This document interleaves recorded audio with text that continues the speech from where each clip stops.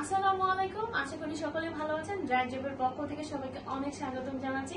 আজকে আমি আপনাদের জন্য বড় একটা অপরচুনিটি নিয়ে এসেছি। আজকে আমি আপনাদের সাথে সবার সাথে শেয়ার করতে চাচ্ছি এমন একটি জিনিস বা এমন একটি কান্ট্রি যেটিতে যাওয়ার পর আপনারা খুব ইজি এবং খুব সহজেই সেটেলমেন্ট হতে পারছেন।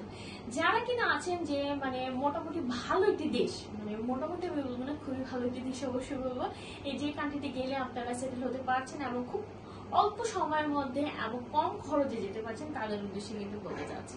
যারা কিনা চাচ্ছেন ভবিষ্যতে ওইখানে যাওয়ার পর, ওই কান্ট্রিতে যাওয়ার পর আপনারা কাজ করবেন এবং ভবিষ্যতে ওইখানে যে ওয়ার্ক পারমিট নিয়ে এবং সেটেলমেন্ট হবেন, ফ্যামিলি নিয়ে যাবেন, তাদের উদ্দেশ্যে।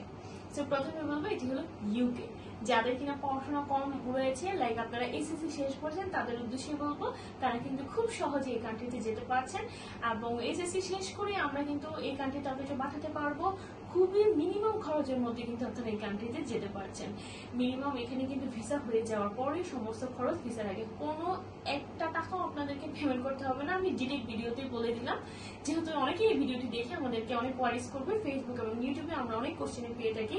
সো আমি সরাসরি আপনাদেরকে বলে দিচ্ছি, এখানে কিন্তু আপনারা খুব সহজে যারা কিনা ওয়ার্ক পারমিটের জন্য যেতে চাচ্ছেন, তাদের উদ্দেশ্যে কিন্তু আমাদের আজকে ভিডিওটি।